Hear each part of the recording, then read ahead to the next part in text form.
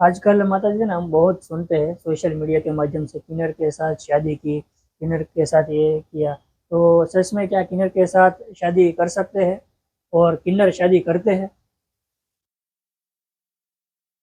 जी, मैं उसके दो ऐसे बातें कहूंगी, वो आप सुनिएगा। सबसे पहले हम सनातन धर्म की बात करें तो उस हिसाब से किन्नरों की शादी एक रात के लिए होती है। एक रात के लिए क्यों होती है तो उसका भी एक महत्व है, पूरा सुनिएगा। दूसरी बात और ज्यादा अच्छी है। कहते हैं कि जब महाभारत का युद्ध होने वाला था तो किसी एक की बलि देनी थी। तो वो बलि किसकी देनी होगी, तो उसमें तीन लोगों को चुना गया। एक था अर्जुन, एक था कृष्ण भगवान, और एक थे एरावन। ठीक है, तो कृष्ण भगवान को तो मार नहीं सकते, अर्जुन को भी मार नहीं सकते, बलि नहीं दे सकते, बचे एरावन। तो एरावन ने इजाजत तो दे दी कि मैं अपनी खुद की बलि दूंगा, पर मेरी एक शर्त है। तो वो शर्त क्या थी? शर्त यही थी कि मैं कुंवारा हूं, तो मुझे शादी करनी है, मैं कुंवारा नहीं मरना चाहता। तो उसकी शर्त मंजूर की गई, और उसके बाद पूरे गांव में, पूरे हर जगह में ढिंडोरा पीटा गया और ऐलान किया गया कि भाई एरावन की शादी के लिए ढूंढ रहे हैं, तो कौन इसे शादी करेगा। तो तब तो कहते हैं ना कि भाई वो युग था कि भाई एक ही रात के लिए शादी करनी थी, दूसरे दिन उसकी बलि चढ़ानी थी। तो कौन औरत, कौन लड़की उससे शादी करेगी जिसका पति दूसरे दिन मर जाने वाला है? तो वो तो कलयुग नहीं था, बहुत सालों पहले का युग था। तो कैसे पॉसिबल होगा, क्योंकि वहां पे तो नियम भी ऐसे थे। तब कोई रेडी नहीं हुआ, कोई कुछ भी, कोई औरत लड़की शादी के लिए मंजूर नहीं हुई। तब श्री कृष्ण भगवान ने नारी का रूप लेके, यानी कि नारी का रूप लेके पूरी विधि विधान से जो शादी होती है एरावन से शादी की एक रात के लिए। और फिर शादी होने के बाद वो सब रस्में उन्होंने निभाई जो वो एक पति और पत्नी निभाते हैं। उसके बाद सुबह जब बलि हो गई उनकी, उसके बाद बलि के बाद भी उन्होंने वही, कहते हैं ना, मातम मनाया जो एक पत्नी मनाती है। उन्होंने उतने दिन तक मातम मनाया, चूड़िया फोड़ी, सब कुछ चीजें की, रीति रिवाज जो एक पत्नी धर्म निभाते हैं। तो कृष्ण भगवान ने भी एक अर्धनारेश्वर का रूप लेके, यानी कि एक नारी का रूप लेके, तो तब उन्होंने शादी की थी एरावन से एक रात के लिए, और फिर सुबह विधवा हो गए थे। तो ये थी हमारे सनातन धर्म की सच्चाई, और ये एक कहानी। ठीक है, तो तब से ये प्रथा चली आ रही है, किन्नर एक रात के लिए शादी करता है और फिर दूसरे दिन चूड़िया तोड़ देता है, एरावन से शादी करते हैं।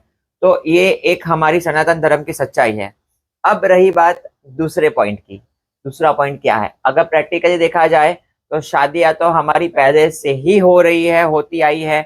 देखो, पूरे वर्ल्ड में एक्सेप्टेंस है, हर जगह गवर्नमेंट ने राइट्स दे दिए हैं कि नाउ ट्रांसजेंडर, यानी ट्रांस वुमन हो या ट्रांस मेल हो या किन्नर हो, वो शादी कर सकता है लीगली। ठीक है, तो हम हमको इंडिया में भी अब ट्रांस राइट्स मिल चुके हैं, यानी लीगली हम मैरिज कर सकते हैं, कोर्ट मैरिज कर सकते हैं। वो हमें एक लीगल राइट्स मिल गया है। सो हम भी शादी कर सकते हैं एक लड़की की तरह, एक औरत की तरह। बट अफसोस की बात यह है कि nobody wants to marry us, हमसे कोई शादी करना नहीं चाहता है। क्यों? क्योंकि सिर्फ हम एक किन्नर है, जेंडर से आइडेंटिफाई होते हैं, हमें जेंडर से जज किया जाता है।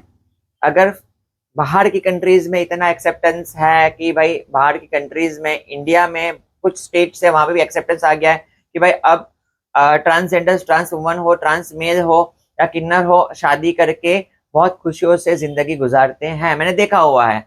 बट वो सिर्फ 1% है, 1%। बट मैं आजकल देखती हूँ सोशल मीडिया पे या फिर बहुत हर जगह पे, तो मैंने देखा हुआ है कि भाई लोग किन्नर से शादी के वादे करते हैं, शादी के लिए उनको बोलते हैं, कहते हैं कि भाई माँ, मेरे फैमिली मुझे आपको एक्सेप्ट कर देगी, मॉम डैड को मना देंगे। बट वो ऐसा कुछ नहीं होता है। मैंने देखा है कि सेक्स का ओनली किन्नर का ओनली सेक्स के लिए यूज होता है, और transgender is always easy targeted people. वो चाहे ट्रांस फीमेल हो, ट्रांस मेल हो, या तो फिर अगर किन्नर हो, वो हमेशा इजी टारगेटेड पीपल होते हैं। क्यों? क्योंकि वो सिर्फ प्यार मांगते हैं, पर आप प्यार के बदले सेक्स का शोषण करते हो। सेक्स का शोषण करके उसके प्यार से खिलवाड़ करते हो, इमोशन से खेलते हो। फिर क्या होता है? वो इंसान वापस हार जाता है, टूट जाता है, और वही अपनी टूटा हुआ, हारा हुआ वही जिंदगी से चल पड़ता है अपनी राह में वापस, या तो फिर वो सुसाइड कर लेगा। मैं ये संदेश देना चाहती हूँ कि अगर निभा नहीं सकते हो तो प्लीज किसी की जिंदगी मत बिगाड़ो, क्योंकि हम भी एक इंसान है, हमें भी प्यार होता है, हमें भी अगर आप काटो तो खून निकलता है, हमें भी इमोशंस है, हमें भी फीलिंग्स है, क्योंकि हम भी एक इंसान बने हुए हैं। और सनातन धर्म की बात करूं ना, तो हर देवी देवताओं ने एक उदाहरण दिया ही है कि संसार में आए हो तो हर एक जवाबदारी को निभाना है। अगर देवी देवताओं ने भी शादी की है, महादेव पार्वती, राम सीता, श्री कृष्ण भगवान और उनकी पत्नियां, और ठीक है, तो हर एक, अगर देवी देवताओं ने मनुष्य अवतार दिया है तो उन्होंने ये बताया ही है कि भाई अपने रिस्पॉन्सिबिलिटीज करके और निभा के आप जिंदगी जिए। तो मैं देखती हूँ कि भाई ट्रांसजेंडर्स का बहुत सेक्स शोषण होता है, बट प्लीज ऐसा मत करिए। अगर आपको चाहे तो प्लीज आप सही से बोल दीजिए, किसी के इमोशंस से के साथ खिलवाड़ मत करिए। और मैं देखती हूँ कि भाई ट्रांसजेंडर्स के साथ ये सब कुछ हो रहा है, क्योंकि पता है कि भाई वो समाज के सामने बोल नहीं सकते, कुछ कह नहीं सकते, क्योंकि अगर कहना चाहेंगे, आवाज उठाना चाहेंगे तो भी तकलीफ होगी, लोग उसको ही गलत समझेंगे, लोग उसको ही बोलेंगे, क्योंकि हमारा पुरुष प्रधान समाज है, पुरुष को आगे बढ़ावा दिया गया है। तो हम गलत नहीं है। पहले तो एक ताली उसकी भी तो बजी थी, उन्होंने हमें प्यार की आस बढ़ाई, तब जाके हम प्यार में डूबे। वरना हम भी तो चाहते थे कि भाई हमारी भी एक फैमिली बने। तो वैसे शोषण मत करिए, इमोशंस के साथ मत खेलिए। और सबसे खास बात कि लोग हमसे जुड़ते क्यों हैं, उसका रीजन ये है कि सबसे पहले उनको इजीली शारीरिक शोषण हो जाता है, और दूसरा पैसा। पैसे की वजह से ही लोग हमसे जुड़ते हैं। उनको पता है कि भाई हमें यहाँ से पैसा भी मिलेगा और फ्री में सेक्स भी मिल जाएगा, यानी शारीरिक शोषण इसी वजह से होता है, क्योंकि हम हर जगह से ठुकराए हुए होते हैं। ट्रांसजेंडर पीपल हमेशा समाज से ठुकराया होता है, कहीं ना कहीं प्यार ढूंढता है, और प्यार ना मिलने की वजह से अगर कोई उसको प्यार दे देता है तो वो उसके ऊपर न्यौछावर सब कुछ कर देता है।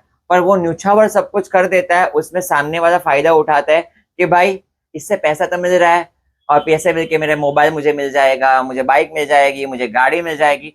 पर तू है सारे मर्द जात जिसने भड़वा खाने की है।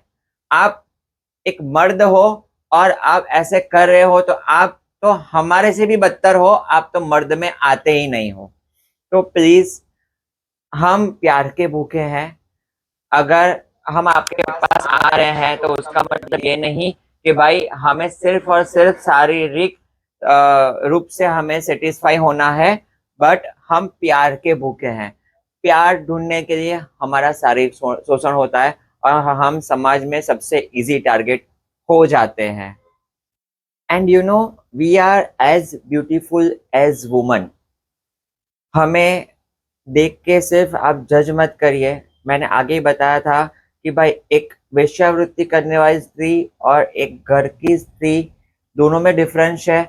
जो अगर ये काम कर रहा है वेश्यावृत्ति को, उसको आप छोड़ दीजिए, पर अगर कोई घर की स्त्री बनना चाहता है तो प्लीज आप उसको एक्सेप्ट करिए, क्योंकि गवर्नमेंट ने भी अब तो लीगल राइट्स दे दिए हैं। हम सिर्फ बच्चे पैदा नहीं कर सकते हैं।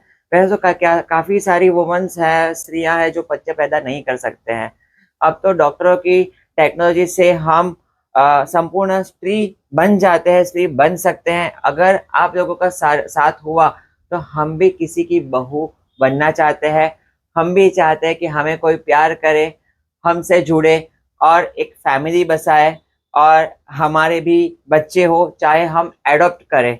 और सबसे खुशी की बात ये तो है कि अगर एडॉप्ट करेंगे तो बच्चों की भी जिंदगी बन जाएगी और हमारे जैसों को आप अपनाओगे शादी करके तो हमारी जिंदगी बसर हो जाएगी और हम खुशी से जी पाएंगे, क्योंकि हम समाज से ठुकराए हुए हैं। तो बस यही आशा रखती हूँ कि अगर गवर्नमेंट ने लीगल राइट्स कोर्ट मैरिज के दे दिए हैं तो हम जैसों को भी आप अपनाइए और शादी करिए जिससे समाज में बदलाव आए और बच्चों को भी एडॉप्ट करिए।